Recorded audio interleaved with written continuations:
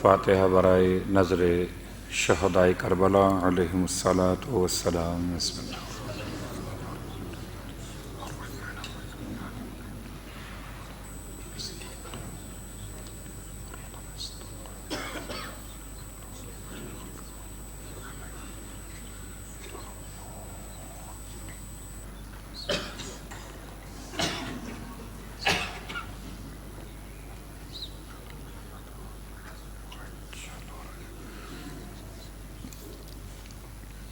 اعوذ باللہ من الشیطان اللعین الرجیم، بسم اللہ الرحمن الرحیم، الحمد للہ رب العالمین،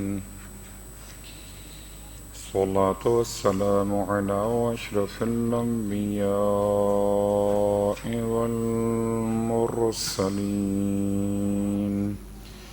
سیدنا ابی القاسم محمد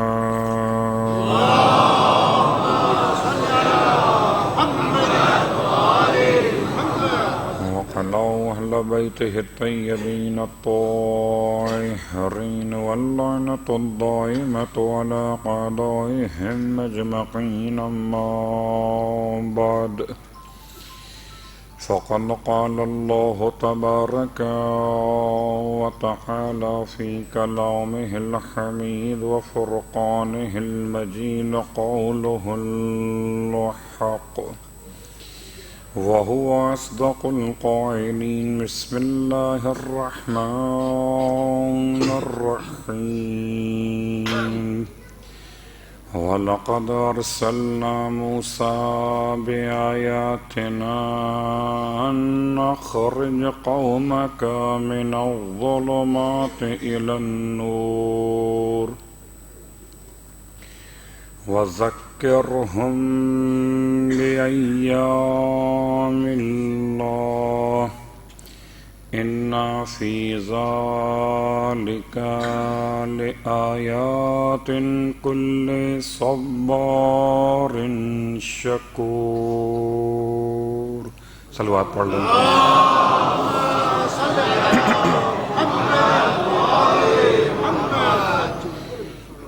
تمام تعریفیں خدائے حسین کے لیے اور تمام ہدیہ درود و سلام خاندان حسین کے لیے۔ الحمدللہ الذی جعلنا من المتمسکین بالقرآن العظیم وجعلنا من المتمسکین بولایت علی بن ابی طالب علیہ السلام۔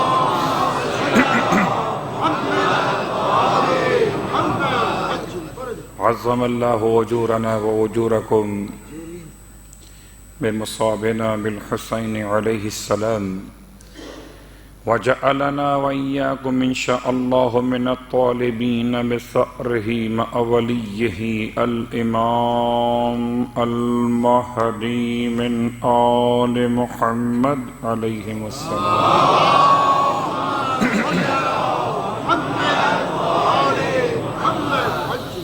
اما بعد، فرش عزائے سرکار سید الشہداء پر ایک مرتبہ پھر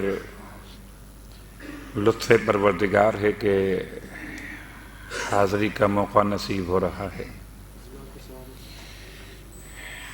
اس یقین کے ساتھ کہ بارگاہ امامت میں ہم جیسوں کا کوئی مقام نہیں ہے، اگر ہماری نگاہوں میں بارگاہ امامت کا مقام واضح ہو گیا تو ہماری بصارت کے اعتبار سے نجات یافتہ ہو جائے گی۔ محرم الحرام کا پہلا عشرہ مکمل ہوا، اور اگر یہ ابتدائی 10 دن نہ ہوتے تو پھر دنیا میں کبھی کوئی دن نہ ہوتا۔ اگر یہ محرم کے ابتدائی 10 ایام نہ ہوتے تو یقیناً زمین و آسمان کی خلقت کا مقصد سمجھ میں نہ آتا۔ سلام ہو ان سوکھے لبوں پر کہ جن کی پیاس نے کائنات کو ہدایت سے سیراب کر دیا۔ سلام ہو ان تن سے جدا ہو جانے والے عظیم سروں پر کہ جنہوں نے انسانیت کے سر کو فخر سے بلند کر دیا۔ سلام ہو ان کھلے ہوئے سروں پر کہ جن کی بے ردائی نے اسلام کو ایسی ردا عطا کر دی کہ اب تا قیام قیامت کوئی اسلام کی اور ردائے اصلی کو چھیننے میں کامیاب نہ ہو سکے۔ شب جمعۃ المبارک بھی اور شب یادگاری امام زمانہ علیہ السلام بھی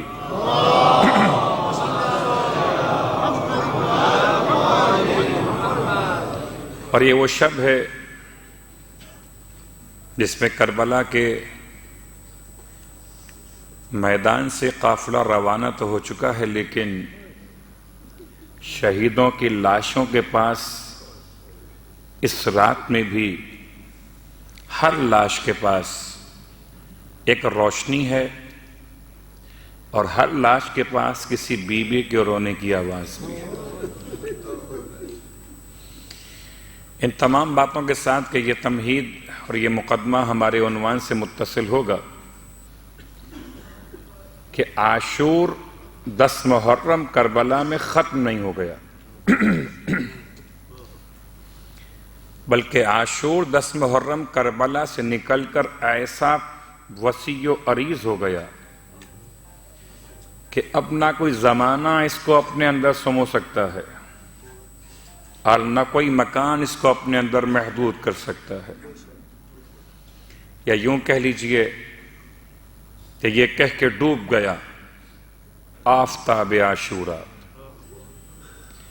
یہ کہہ کے ڈوب گیا آفتاب عاشورہ، رہے حسین کی تا حشر روشنی باقی۔ کل ایک بڑی خبر تھی پاکستان میں، خاص طور سے کراچی میں، 10 محرم شام غریبہ کے بعد جب لوگ فارغ ہوئے ماتم اور رضا سے، تو غالباً صاحبان ایمان کا عشق اس منزل پر تھا کہ انہیں چاند پر حسین کا نام لکھا ہوا دکھائی دے رہا تھا۔ اور کل بعض چینلز نے، جو نجی میڈیا چینلز ہیں الیکٹرانک، انہوں نے اس خبر کو بریک بھی کیا تھا اور باقاعدہ لکھا ہوا دکھایا تھا۔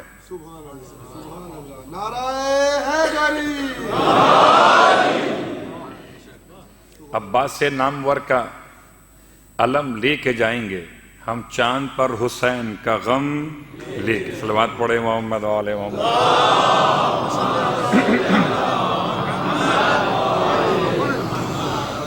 شاید کوئی کہے یہ تو نگاہوں کا مسئلہ ہے۔ ارے کسی کو قرآن میں بھی حسین نہ دکھے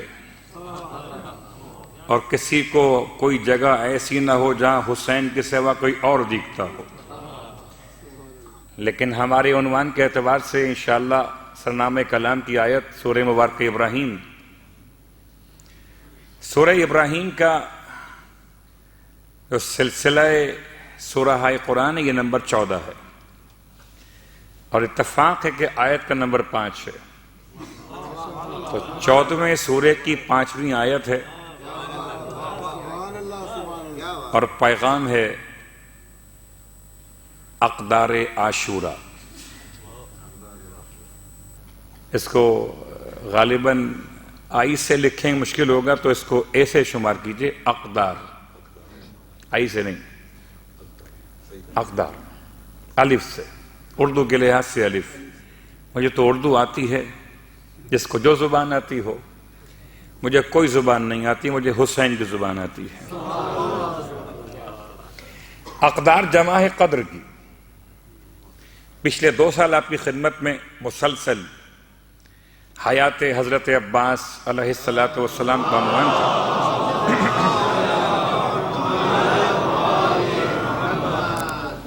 خیرات معرفت کے لیے ذرا سا توقف کیا ہے، ورنہ یہ عنوان تو بہت طویل تھا۔ اقدار عاشورہ کیا ہے، یہ عنوان کا انتخاب کیوں کیا گیا؟ اقدار عاشورہ اور اقتدار عاشورہ، اس کو سمجھنے کے لیے ایک چھوٹی سی مثال منزل تمہید پر آج، کہ اس دن یہ بڑا مسئلہ پیش آیا کہ جس دن فتح مکہ کے موقع پر سرکار ختمی مرتبہ صلی اللہ علیہ وآلہ وسلم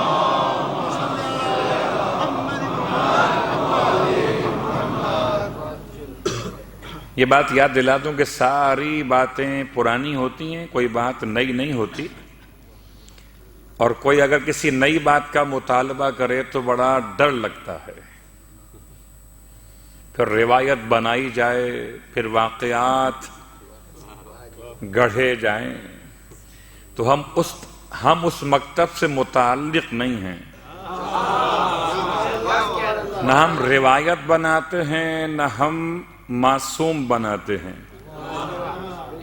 ہم تو معصوم کے بنائے ہوئے الفاظ عطا کیے ہوئے پیغام کو روایت سمجھ کے قبول کر لیتے ہیں۔ تو یہ واقعہ بہت پرانا ہے، لازماً جبھی کا ہوگا جب اللہ کے رسول نے مکہ فتح کیا ہوگا، اور یہ فرش عزائے حسین کی ایسی برکت ہے قسم بخدا کہ نام تو آقا حسین کا ہے مگر پورا دین ہے محرم کی مجلسوں میں، بالکل جیسے نماز جعفر طیار، از اول تا آخر پوری نماز میں کہیں حضرت جعفر طیار کا نام نہیں ہے، جیسے دعائے کمیل ابن زیاد نخعی، پوری دعائے کمیل میں کہیں حضرت کمیل کا نام نہیں ہے، تسبیح جناب سیدہ فاطمہ سلام اللہ علیہا،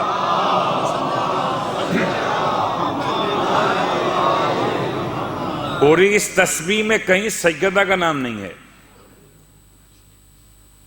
دعائے سحر ابو حمزہ صومالی، اس پوری دعا میں کہیں ابو حمزہ صومالی کا نام نہیں ہے، بلکہ شاید بہت سے پڑھنے والوں کو نام بھی اصل معلوم نہ ہو کہ ابو حمزہ کا نام کیا تھا۔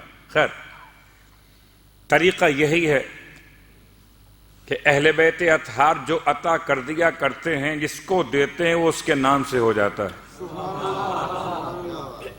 کیوں نہیں سمجھتے صاحبان اسلام کہ یہ مکتب و مکتب عشق ہے کہ تسبیح نام سیدہ کا ہو اور ذکر خدا کا ہو، نماز جعفر طیار نام جعفر طیار کا اور نماز خدا کی ہو، اسی انداز سے پہچانیے۔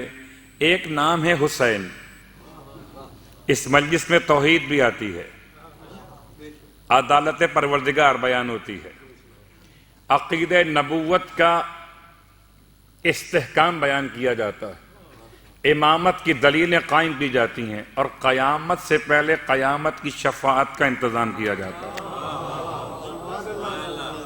اب سمجھ میں آتا ہے کیوں کہا تھا دین است حسین، پورا دین حسین ہے۔ اب چاہے وہ چاند پر ہو، چاند اگر دین میں ہے تو دین حسین۔ صلوات پڑھے محمد و آل محمد۔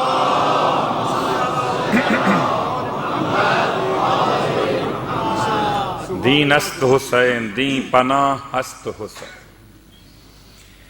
لیکن اگلا جو مصرع ہے ذرا سا وہ دقت طلب ہے۔ شاہ است حسین، بادشاہ است حسین۔ اگر شاہ کے معنی سید و سردار ہو تو ٹھیک، بادشاہ کیا ہے پھر؟ اگر اس سے اقتدار کہیے تو مسئلہ کچھ اور بدل جائے گا، اور وہیں پر میں آپ کو لے کے آ رہا ہوں۔ فتح مکہ،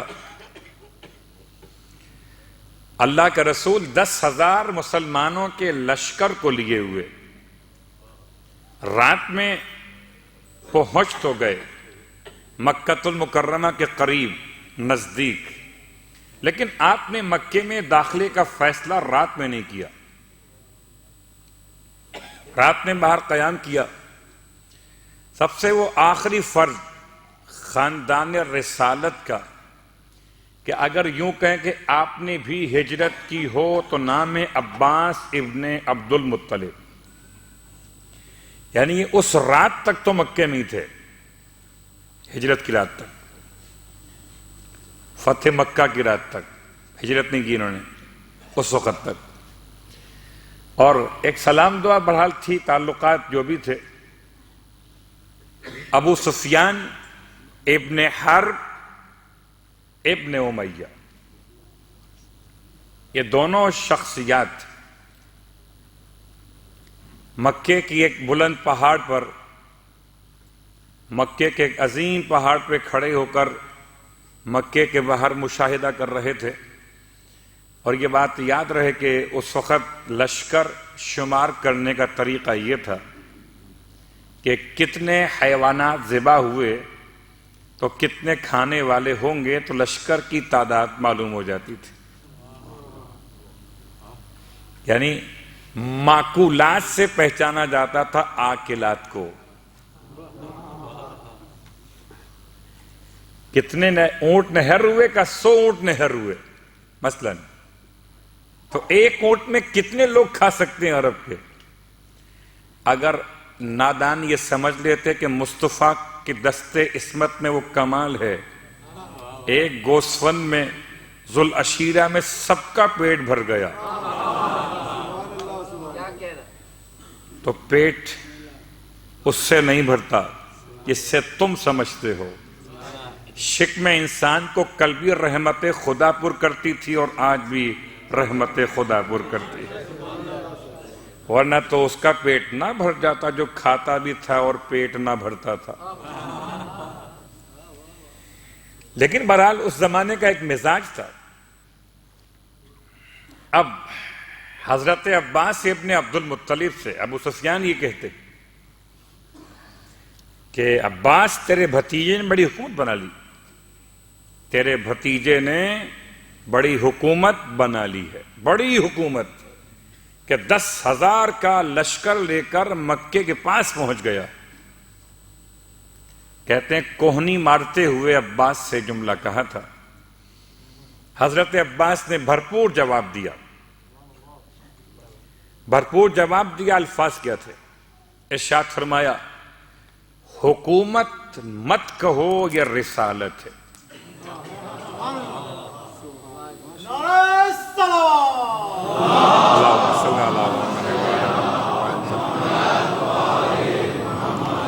بظاہر ایک چھوٹا سا جملہ ہے، مگر اصلاً اقتدار اور اقدار کو اس طرح واضح کر رہا ہے کہ ایک اقتدار کے ساتھ چلا، ایک اقدار کے ساتھ چلا۔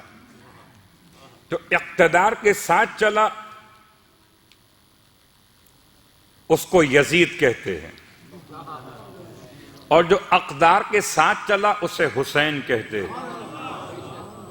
اب کون مردہ ہے اور کون زندہ ہے یہ فیصلہ 22 ملکوں پر حکومت تھی اس کی۔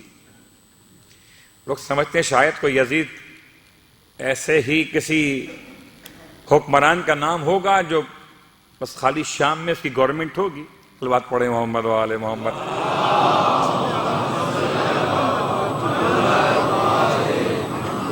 سوچئے گا، بہت غور کیجئے گا، اس زمانے کا جو نقشہ تھا اسلامی ممالک کا، اسلامی علاقہ جات کا، اس کے لحاظ سے جو آج بن رہے آج کے دور میں، کہ شام الگ، فلسطین الگ، بحرین الگ، تمام علاقے الگ الگ، عراق، یہ سب الگ الگ، حجاز الگ۔ اس زمانے میں یزید آج کے دور کے اسلامی ممالک میں 22 ملکوں کا حکمران تھا، جس نے 22 ممالک پر حکومت کی۔ آج اس کا کوئی نہیں، اور جس نے 72 کے دلوں پر حکومت کی۔ آج لاکھ ہا انسان، نہ کروڑ ہا انسان، بلکہ صرف لفظ انسان ہی کافی ہے، گنتی چھوڑ دیں کتنا گنیے گا انسانوں کو، اتنا ہی کافی ہے کہ بیدار تو ہو لینے دو۔ ہر قوم پکارے گی ہمارے ہیں حسین۔ صلوات پڑھ لے محمد والے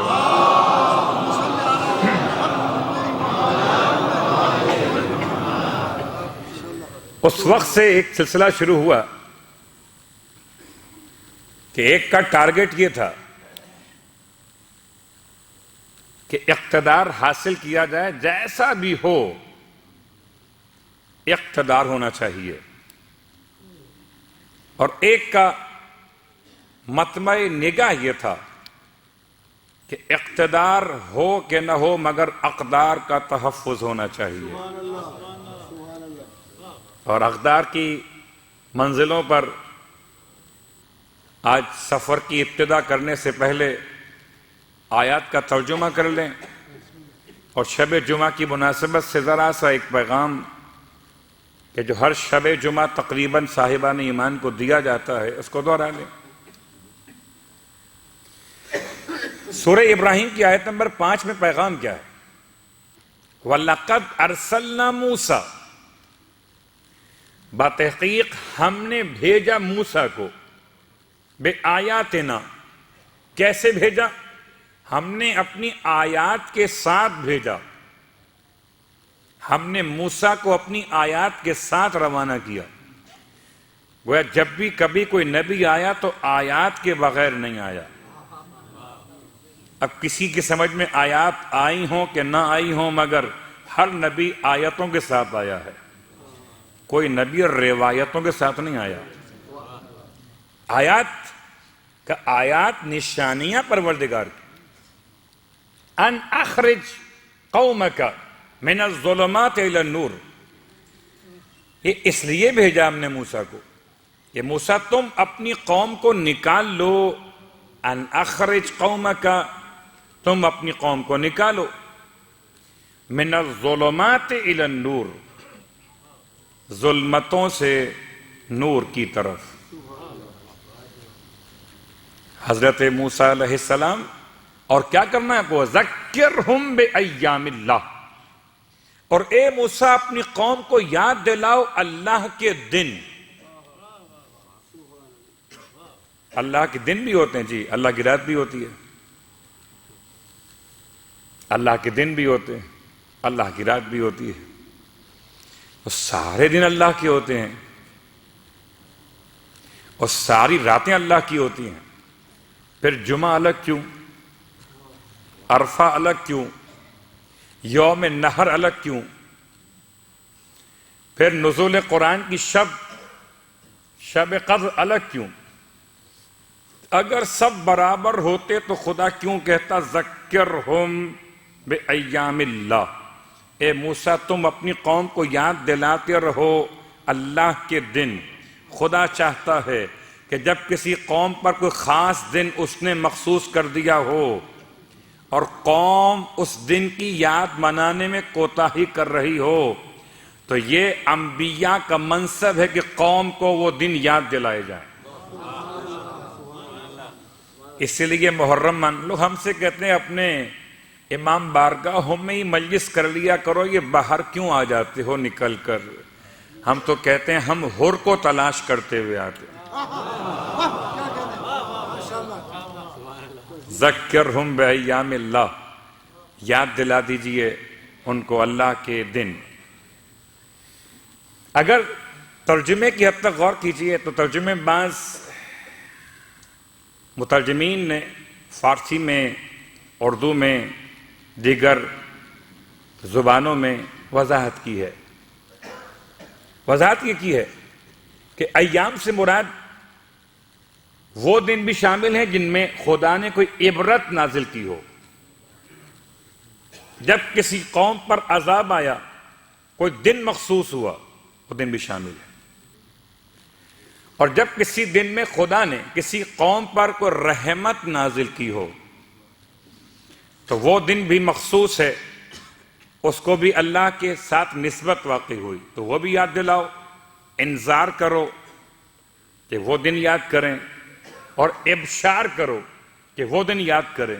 لہذا کوئی اور کرتا ہو نہ کرتا ہو، ہم نے 2 دن تھامے ہوئے ہیں، ایک ابشار والا، ایک انذار والا۔ ابشار کو غدیر کہتے ہیں، انذار کو عبرت ہے عاشورہ کہتے ہیں۔ صلوات پڑھیں محمد و آل محمد۔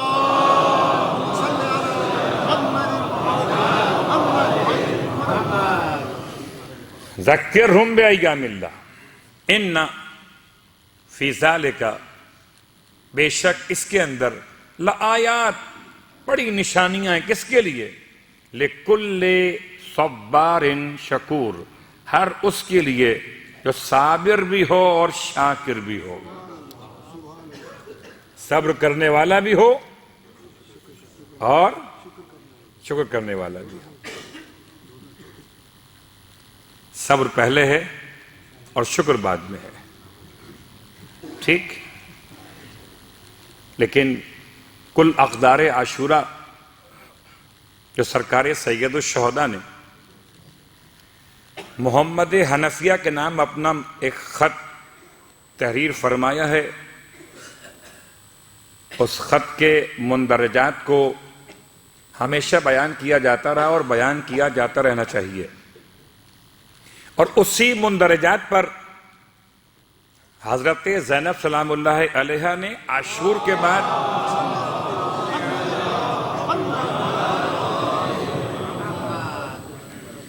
عاشور کے بعد کربلا سے کوفہ اور شام تک اسی کو لے کے آگے بڑھی۔ بہت غور کیجئے گا، اگر یہ اقتدار کی جنگ ہو، اگر یہ جنگ اقتدار ہو، تو اقتدار کی جنگ میں اسلحہ اور ہوتا ہے، اقدار کی جنگ میں اسلحہ اور ہوتا ہے۔ ان دونوں باتوں کو آسان کر لیں، اگر اقتدار کی جنگ کو جنگ کہتے ہیں، اقدار کی جنگ کو جہاد کہتے ہیں، مگر ذرا سنبھل کے صلوات پڑھیں محمد و آل محمد۔ چلیے مثال دیتے ہیں۔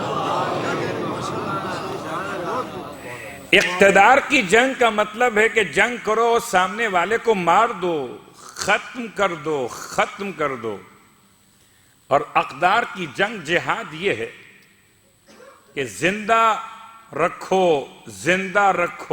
زندگی دے دو۔ دلیل چاہیے؟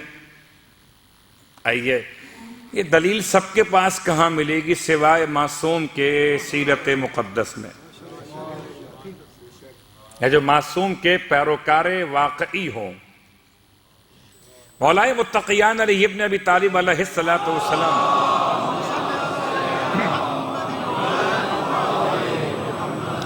بھائی، میں بڑے اطمینان سے پڑھنے کے لیے آمادہ ہوں تاکہ آپ بھی رحمت محسوس کریں، میں بھی زحمت محسوس نہ کروں، اور خطابت تو خطیبوں کا کام ہوتا ہے، میں تو اپنا سبق سناؤں گا اور رخصت ہو جاؤں گا، ٹھیک؟ اور سبق سنانے میں غلطی کا امکان تو رہتا ہے، لہذا خدا سے اپنے لیے اصلاح کی دعا مانگتے ہوئے کہ امام علیہ السلام کی بارگاہ مقدس میں جب کبھی کوئی کافر خود سے علی کے مقابلے پر آ گیا، خود سے علی کے مقابلے پر آ گیا، تو علی خدا کی طرف سے مقابلے کا جواب دینے آ گیا۔ وہ خود سے آیا تھا، یہ خدا سے آیا۔ وہ خودی کی بنیاد پر لڑتا تھا، یہ خدا کی بنیاد پر جواب دیتا تھا۔ تو پہلی بات تو یہ کہ ہر کس و ناکس تو امام کے مقابلے پر آتے ہی نہ تھے، جو پہچانتے تھے۔ کوئی بہت ظلم میں مبتلا کافر اگر مقابلے پر آ گیا تو کیا یہ کہیں آپ نے سنا یا پڑھا کہ امام نے اسے تلوار سے تہہ تیغ کر دیا ہو؟ امام نے پہلا آپشن دیا اسے، اسلام قبول کر لے، زندہ رہ جا، کہ یہ جہاد ہے، جنگ نہیں۔ صلوات پڑھے محمد و آل محمد۔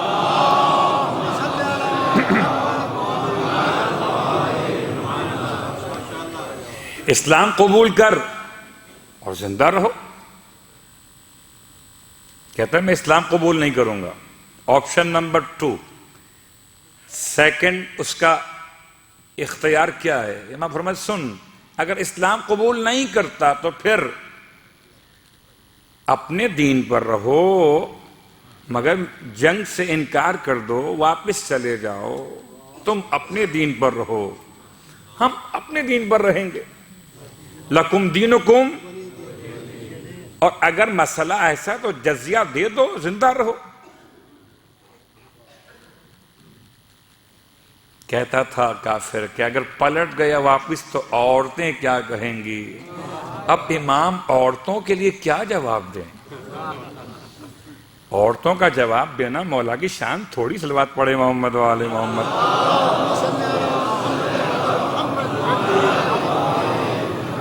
اب اس میں امام کے لیے کیا مسئلہ؟ امام تو اس کو فرما رہے اسلام قبول کر لے تو زندہ رہو، تمہیں مارنا مقصد نہیں ہمارا. نمبر 2، اگر اسلام قبول نہیں کرتا اور دین کے اعتبار سے ہمارے علاقے میں رہے گا تو جزیہ دو. کہتا ہے واپس نہیں جاؤں گا، عورتیں مذاق اڑائیں گی. پھر امام فرماتے ہیں اچھا تیسرا آپشن یہ کہ تو مجھے مار دے، زندہ رہو. تیسرا آپشن کیا ہے؟ کہ تو پہلے حملہ کر، اور حملہ کرنے میں اگر تو کامیاب ہو گیا تو زندہ رہے گا. تو تینوں آپشن زندہ رہو، زندہ رہو، زندہ رہو. کیا کیجئے، اس کو موت ہی پسند ہے. اس لیے کبھی میرے مولا نے تلوار کا آغاز نہیں کیا. اور بہت غور کیجئے گا کیا جملے استعمال کروں. میرے مولا کا اصول تھا کہ جب کوئی میرے مولا کے سامنے سے جان بچا کر مولا کے سامنے سے جان بچا کر بھاگنا چاہتا تھا تو مولا اس کی زندگی کی پیچھے نہیں پڑتے تھے. واپس جانے چلے جاؤ. اب یہ الگ بات ہے، ایک مرتبہ ایسا ہوا کہ کوئی علی کے سامنے سے مڑ کے واپس بھاگ رہا تھا اور اسے پتا تھا کہ علی بھاگتے ہوئے کسی شخص کے پیچھے نہیں آتے ہیں. ایک صاحب مسلمان وہاں کھڑے ہوئے تھے، انہوں نے کہا موقع اچھا ہے، بھئی علی نہیں جاتے تو ہم اس کو جا کر ذرا سا 2-4 ہاتھ کر لیں گے، شاید یہ ہمارے کنٹرول میں آ جائے. وہ اس کے پیچھے انہوں نے اپنے گھوڑے کو لگایا. کافر نے سوچا کہ علی تو ایسا نہیں کر سکتے.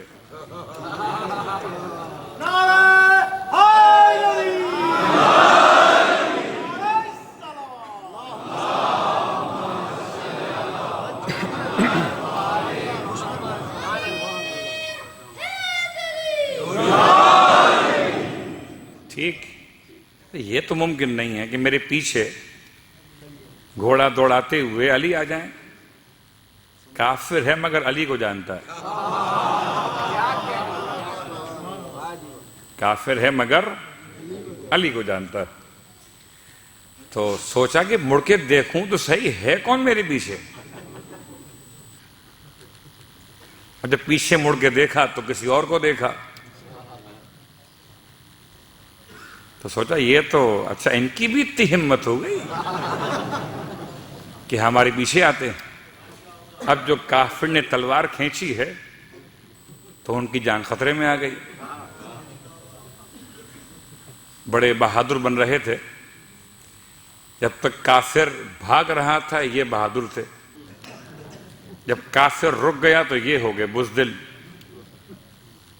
اور جب موت اپنے سر پہ دیکھی تو اتفاق سے قریب میں مولا موجود تھے. یا علی ادرکنی. اور مولا کی تلوار بڑھی اور ایک مسلمان کو بچانے کے لیے تلوار نے کام دکھایا. جیسے ہی تلوار علی کے سامنے آئی اور کافر کے خطرے سے ان کو نجات ملی، ٹھنڈی سانس یا تشکر والے انداز میں सांस बहाल होते हुए कहा लौला अलीयुन, आज तो हम गए थे। सलवात पढ़े मोहम्मद वाले में।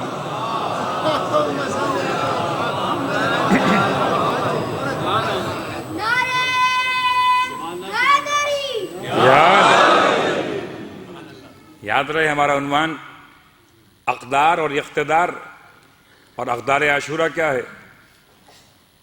एक और मिसाल, और ये मिसाल भी मौला के बारगाह मुक़द्दस। एक मरतबा एक काफिर जो मौला के मुकाबले पर आया हुआ और मैदान जंग में उसकी तलवार टूट गई या उसके हाथ से गिर गई, कहते हैं टूट गई, और मौलाए मुत्तक़ियान के पास आपकी अपनी ज़ुल्फ़िकार है। कहता है या अली, मुझे तलवार चाहिए। अगर इक़्तिदार की जंग हो तो इक़्तिदार की जंग में हथियार दुश्मन को नहीं दिए जाते, बल्कि कोशिश होती कि दुश्मन के हथियार भी उससे छीन लिए जाएं। लेकिन ये अक़दार की जंग थी। काफिर ने तलवार मांगी है अली से। अब मेरा मौला इतना सखी है, जब जिहाद अकबर करते हुए साइल को खाली हाथ नहीं लौटाता, तो जिहाद असगर करते हुए साइल को खाली हाथ कैसे लौटाएगा। ये जिहाद असगर था, लेकिन जान का मसला है। काफिर कहता है मुझे तलवार चाहिए। अब गौर कीजिएगा, इमाम ने ज़ुल्फ़िकार को नियाम में रखा। उसने क्या मांगा है? तलवार। नियाम में रखा, और नियाम में रखने के बाद आपने अपने दोनों हाथों पे तलवार को यूं रखा नियाम समेत, और ऐसे तलवार को उसके सामने जमीन पर लुढ़का दिया। उसने दौड़ के तलवार को उठा लिया नियाम समेत। फिर पूछता है या अली, तलवार देना ही थी तो इतना ये एहतमाम क्यों किया? इरशाद फरमाया, अगर मैं तलवारें बरहना लेकर बगैर नियाम के लेकर तेरी तरफ आगे बढ़ता तो डर जाता, और साइल को डराना अली की आदत नहीं है।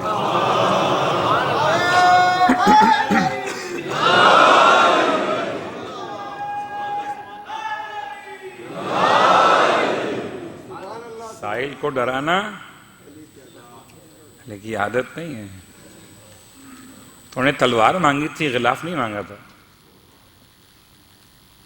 लेकिन अगर मैं इसको खुला हुआ तलवार तेरे करीब लेकर आता तो डर सकता था कहीं ये मुझ पर हमला ना कर दें। अगर इक़्तिदार की जंग होती तो हमला हो जाता। ये इक़्तिदार की जंग है। इमाम ने अपने उसूलों पर, इस्लाम के बयान किए हुए उन वाक़ई कैफियत दीन पर ऐसा अमल करके दिखाया कि हालत जंग में भी इस्लामी कदर पर कोई सौदा नहीं किया, तलवार दे दी।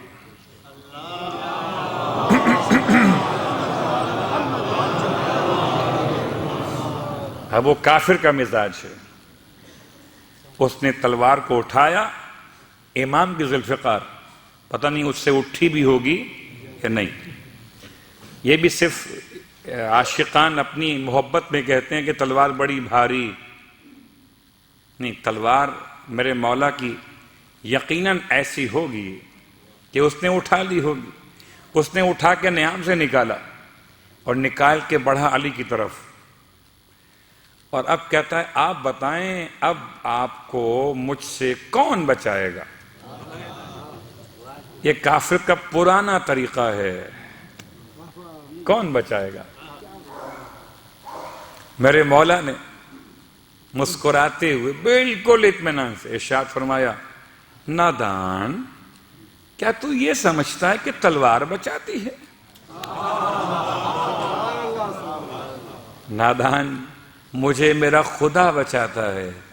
उसने खुदा का जिक्र सुना अली के नाम से। खुदा का जिक्र सुना अली के नाम से, तलवार हाथ से छूट के जमीन पे गिर गई। بالکل وہی انداز ہے کہ اگر کوئی سامنے ہو تو طاقت کا اندازہ ہو سکتا ہے. بہت غور کیجئے گا، بہت سے مقامات پہ خالی کنایات ہوں گے. اگر کوئی سامنے ہو تو طاقت کا اندازہ ہو سکتا ہے، اور اگر کوئی پردہ غیب میں ہو تو طاقت کا اندازہ نہیں ہو سکتا. اس لیے آج تک دنیا کے طاقتیں پریشان ہیں کہ پردہ غیب میں ہے کون. اللہ اکبر. حضرت عبد المطلب نے ابرہہ سے ارشاد فرمایا تھا نا کہ بھئی اونٹ میری ملکیت ہیں، میں ان کا مالک، میں ان کی بات کرنے آ گیا ہوں. یہ جو گھر ہے نا خانہ کعبہ، یہ بھی کسی کی ملکیت ہے، اس کا بھی کوئی مالک ہے. اس نے سوچا اس کا مالک کون ہے؟ یہ مکے کا سردار، یہ مکے کا رئیس عبد المطلب یہ کہتا ہے کہ اس گھر کا بھی کوئی مالک ہے، اور اس کا انداز بتا رہا ہے کہ اتنا مطمئن ہے کہ میرے لشکر کو دیکھ کر، میرے ہاتھیوں کو دیکھ کر یہ پریشان نہیں ہے. تو وہ کتنا طاقتور ہوگا جو مالک غیبی ہے. کبھی اگر اندازہ ہو اس لفظ کا تو امام فرماتے ہیں نادان تو یہ سمجھتا ہے کہ تلوار بچاتی ہے، میرا پروردگار مجھے بچاتا ہے. خدا کا نام سنا علی کی زبان سے، قسم بخدا آج بھی اگر کوئی مسلمان، آج بھی اگر کوئی انسان خدا کا نام سنے علی کے زبان سے تو خدا سمجھ میں آ جائے. کافر کے ہاتھ سے تلوار گر پڑی اور اب عجیب وقت ہے اس کے لیے. تلوار مانگ چکا، علی کو آزما چکا، ہمتیں ختم ہو گئیں. علی کے خدا کی طاقت کا اندازہ ہو گیا اطمینان دیکھ کر. ایک مرتبہ زمین پر کوہنیوں کے بل آگے بڑھا اور امام کے قدموں پر ہاتھ رکھ دیا. کہتا ہے مجھے کلمہ پڑھا دیجئے.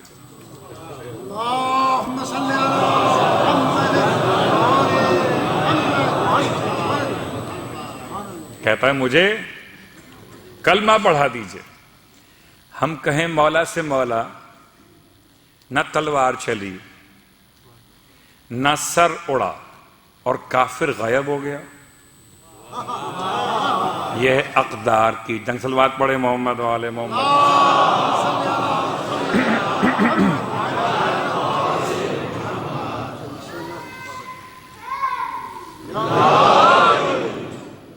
آج صرف تمہید کی منزل ہے اور لفظ اقدار اور اقتدار پر ایک تھوڑی سی بحث ہم نے کی ہے. اقتدار اور اقدار تقریباً دونوں اگر مادے کے لحاظ سے دیکھیے تو ایک ہی لفظ قاف دال اور را سے نکلے ہوئے الفاظ ہیں.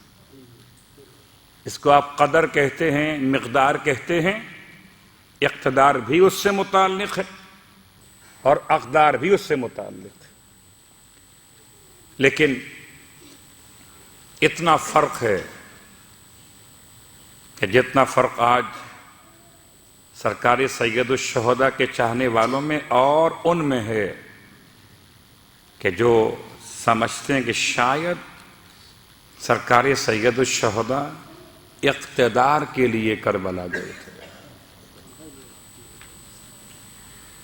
محمد حنفیہ کے نام امام کی وصیت تحریراً اس بات کا ثبوت ہر انسان کے لیے رہے گی جو سمجھنا چاہے گا کہ جب نکلے تھے تو وصیت ایک حوالہ، اور پھر عبداللہ ابن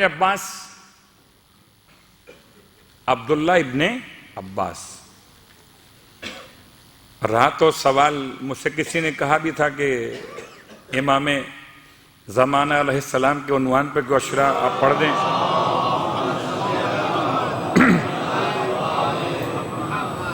تو میں نے خدمت میں عرض کی کہ امام زمانہ کا نام تو انشاءاللہ شامل مجالس رہتا ہے، شامل کائنات رہتا ہے. لیکن عبداللہ ابن عباس آخر کیوں شامل نہیں ہوئے؟ مشورہ دینے آئے ہیں. محمد حنفیہ کا مشورہ، عبداللہ ابن عباس کا مشورہ۔ مشورہ کیا ہے ابن عباس کا؟ کہتے ہیں کہ آپ عراق جا رہے ہیں، عراق میں تو آپ کے بابا کے ساتھ کیا ہوا آپ کو یاد نہیں؟ آپ کے بھائی کے ساتھ کیا ہوا مدائن عراق میں؟ اور جو خنجر امام کو مارا گیا تھا مدائن کے اندر، عراق کوفہ، آپ کے بابا کے ساتھ کیا ہوا؟ امام فرماتے ہیں کہ میں فیصلہ کر چکا ہوں۔ بعض روایات میں کہ امام فرماتے ہیں مجھے حالت خواب میں اللہ کے رسول نے آ کر خبر دے دی یہ سب کچھ ہو کر رہے گا۔ مختلف مقامات پہ امام کا مختلف انداز جواب دینے کا، کہ اگر میں کسی کونے میں چلا جاؤں، کسی حیوان کے پناہ گاہ میں، انتہائی محفوظ جگہ پر بھی، تب بھی یہ لوگ مجھے وہاں سے نکال کر قتل کر دیں گے۔ مختلف امام کے انداز ہیں مختلف مقامات پر۔ ابن عباس کہتے ہیں اچھا اگر آپ نے جانے کا فیصلہ کر لیا ہے تو پھر اپنے ساتھ اپنی بہنوں کو کیوں لے کے جاتے ہیں؟ اگر اقتدار کی جنگ ہو، عرب کا مزاج کیا ہے؟ عرب کا مزاج یہ ہے کہ خواتین کمزوری ہوتی ہیں جنگ کے حوالے سے، اور کوئی بھی، شاید یہ بات بہت مرتبہ بیان ہو چکی منبر ہائے حسینی سے، کہ جو بیٹیاں دفن ہوتی تھیں زمانہ جاہلیت میں، اس کی بنیاد بھی وہی جنگ والی کیفیت تھی کہ خواتین قبیلہ غالب کے پاس جب کنیز بن کر گئیں تو وہ نکاح کر لیا،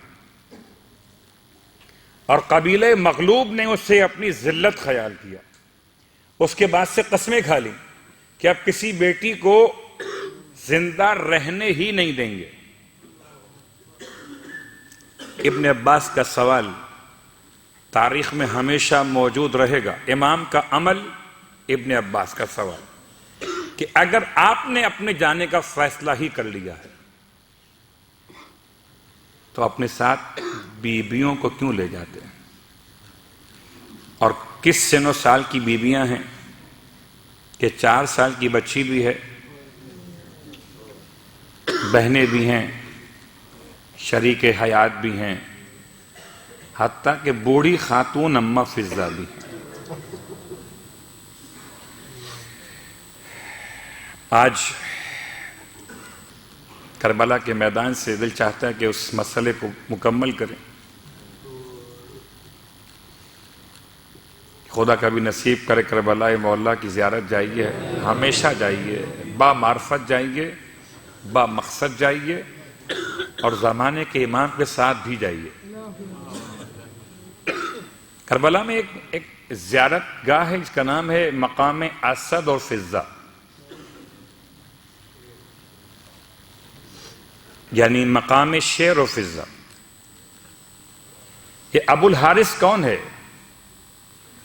حضرت فضہ نے کربلا کے میدان میں بی بی سے آ کے عرض کی تھی کہ بی بی، اللہ کے رسول کا غلام کہ جو سفر کی حالت میں تھا اور شیر سامنے آ گیا تھا، اور اس نے اللہ کے رسول کا غلام ہونے کا واسطہ دیا تو شیر نے اس کے لیے راستہ چھوڑ دیا تھا، اسے نجات مل گئی تھی۔ اے بی بی، میں نے کربلا کے میدان میں کسی طرف شیر کی آواز سنی ہے، اگر آپ کی اجازت ہو تو میں شیر کو بلا لوں؟ کہ کوئی انسان تو نہیں ہے جو حسین کی لاش کی حفاظت کرے۔ بہت سخت جملے ہیں، برداشت کر سکیں تو عجیب ہے۔ ہونے والا کیا تھا؟ اب لوگ یہ تو پڑھتے ہیں لیکن یہ بات بہت کم واضح ہو پاتی ہے کہ آخر کیا لاشیں سرکار سید الشہداء پامال نہیں ہوئی؟ کیا یہ واقعہ اس بات کی دلیل بن گیا؟ جواب، لاشیں سرکار سید الشہداء ایک مرتبہ پامال ہو چکی تھی، اور اب عمر سعد کا اگلا حکم یہ تھا کہ اس طرح سے بدن کے ایک ایک حصے کو ختم کر دو کہ قبر بھی نہ بن سکے۔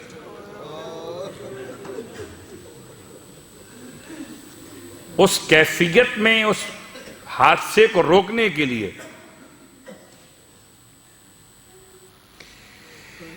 شام غریبہ کا وہ منظر بڑا عجیب تھا،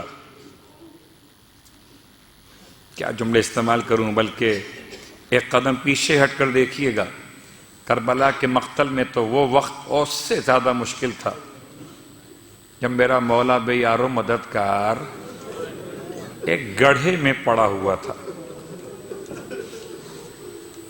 اتنا زخمی تھا اور اتنے تیر مارے گئے تھے۔ میرے مولا کے جسم مقدس پر زخموں کی تعداد میں اختلاف ہے، اتنے زخم اور اتنے تیر تھے کہ میرا مولا نہ دائیں کروٹ لے سکتا تھا نہ بائیں کروٹ۔ آپ نے اپنی پیشانی سے تیر کو کھینچ کر اپنی پیشانی کو خاک پر رکھ دیا سجدہ پروردگار کے لیے۔ اب نشیب ہے، حسین کا آخری سجدہ ہے۔ اتنا خون بہہ چکا تھا کہ لگتا تھا کہ حسین کی جان نکل چکی ہے۔ میں کہتا ہوں اگر صرف یہی مقصد تھا کہ حسین شہید ہو جائیں تو شاید 2-4 لمحات کے بعد، 2-4 ساعتوں کے بعد امام کی جان خدا کے سپرد ہو جاتی۔ ظالموں نے انتظار نہیں کیا، بلکہ کوئی کہتا تھا کہ حسین کی جان ختم ہو گئی، ایک ملعون آگے بڑھا، کہتا ہے اگر جاننا چاہتے ہو، جتنے بیٹھے ہیں نا، خدا سلامت رکھے آپ کے گھروں کو، گھروں میں آپ کی پردہ دار بہنوں، بیٹیوں، ماؤں اور آپ کی حرمت کو خدا محفوظ رکھے۔ کیا کوئی ہے غیرت مند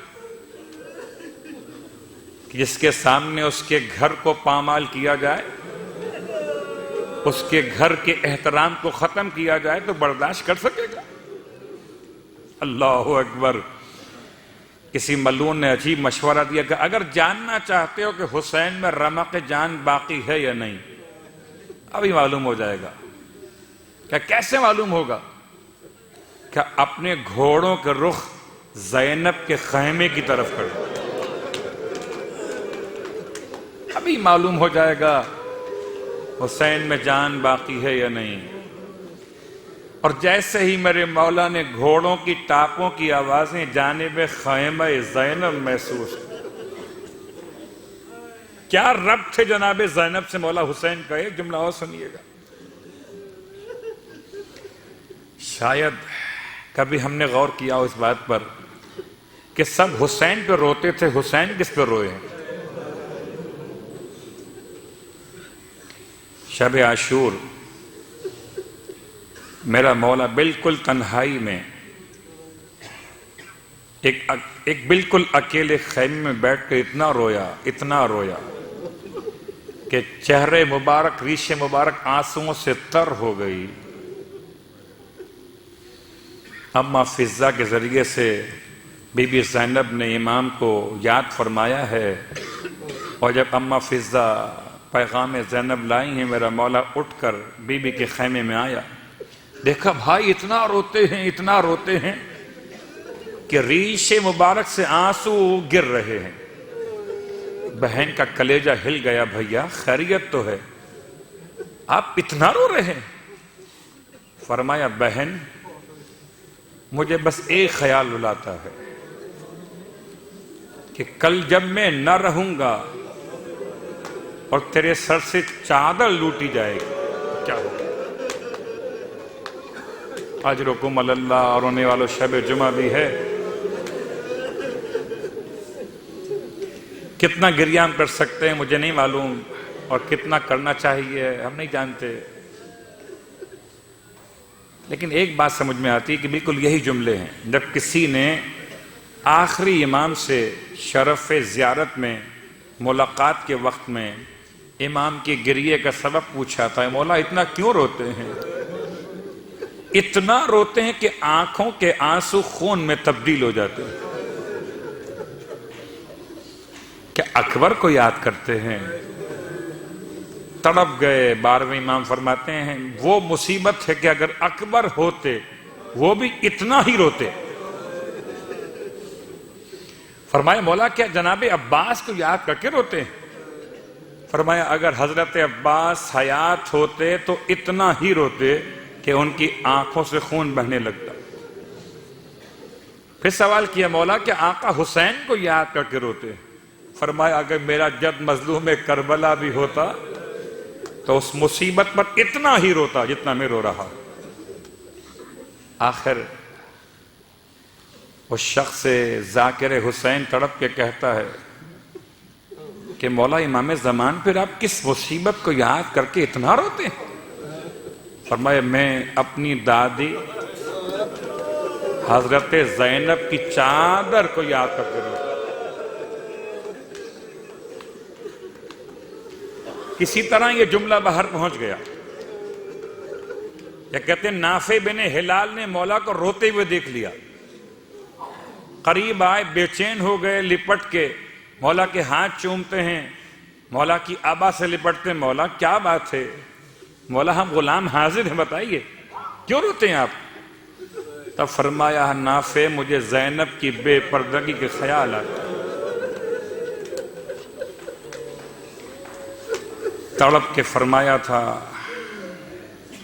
جب میرے مولا نے یہ جواب نافع کو دیا تھا، نافع نے ایک مرتبہ مولا کی خدمت میں تسلی دیتے ہوئے کہہ دیا تھا کہ مولا جناب زینب کے پردے کے لیے اتنا روتے ہیں؟ امام نے ارشاد فرمایا نافع اگر تیری کوئی بہن زینب کی طرح ہوتی نا تجھ سے پوچھتا۔ اجرکم اللہ۔ ہائے حسین، شام غریبہ کی سب سے بڑی مصیبت، سب سے بڑی مصیبت، خیمے جلے ایک مصیبت، سکینہ کو تماچے لگے ایک اور مصیبت، کانوں سے گوشوارے لوٹے گئے ایک اور مصیبت۔ لیکن جناب زینب کا وہ فریاد کا انداز نہ ملے گا کہ جب ایک ایک کر کے خیمے جلنے لگے اور بیویاں سمٹ سمٹ کے ایک کے بعد ایک خیمے میں آتی رہیں، آخری خیمہ رہ گیا، تب امام سجاد کا شانہ ہلایا، بیٹا تو وقت کا امام بتلا جل کے مر جائیں یا بغیر چادر کے باہر نکل جائیں؟ تب فرمایا تھا پھپھی اماں ساری بیویوں کو نکال کر باہر لے آئیے، کوئی جل کے نہ مر جائے۔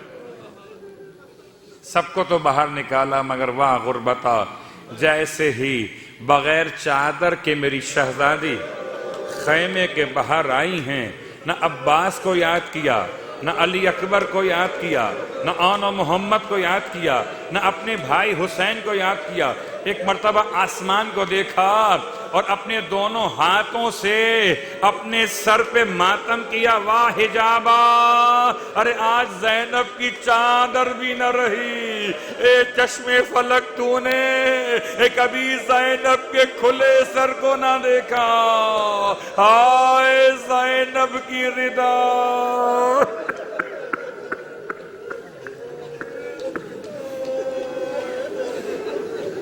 اللہ ولعنت اللہ علی القوم الظالمین وسیعلم الذین ظلموا ای منقلب ینقلبون۔ بار اللہ واسطہ محمد و آل محمد کا ہماری اس عبادت کو اپنی بارگاہ میں قبول و مقبول فرما۔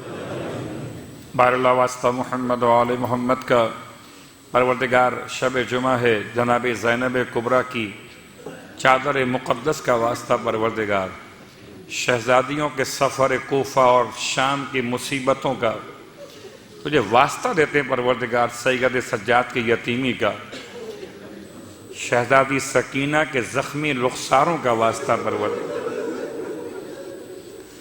جتنا پرسہ داری، جتنا ماتم کیا گیا سب کو مقبول و منظور فرما دے پروردگار۔ واسطہ محمد و آل محمد کا دنیا بھر میں جہاں جہاں امام کا ماتم برپا ہے تمام مقامات کی حفاظت فرما دے۔ پروردگار واسطہ محمد و آل محمد کا جو اہل باطل ہیں ان کو نابود فرما دے۔ بار اللہ واسطہ محمد و آل محمد کا پروردگار شب جمعہ مرنے سے پہلے کربلا معلی کی زیارت نصیب۔ اے خدایا کربلا والوں کا واسطہ ہمیں جناب زینب کے روضے کی زیارت نصیب فرما اور بی بی پاک کی شفاعت نصیب فرما۔ ہمیں بھی، ہمارے آبا و اجداد کو بھی، ہماری ذریت و اولاد کو بھی بی بی کی شفاعت نصیب فرما۔ پروردگار بی بی کا واسطہ اب بی بی کے چادر کے انتقام کے لیے امام منتقم کے ظہور میں تعجیل فرما۔ ہم سب کو امام کی خدمت گزاروں میں شامل فرما۔ ربنا تقبل منا انك انت السميع العليم بجاه محمد وآله المعصومين برحمتك يا ارحم الراحمين۔ ماتم حسین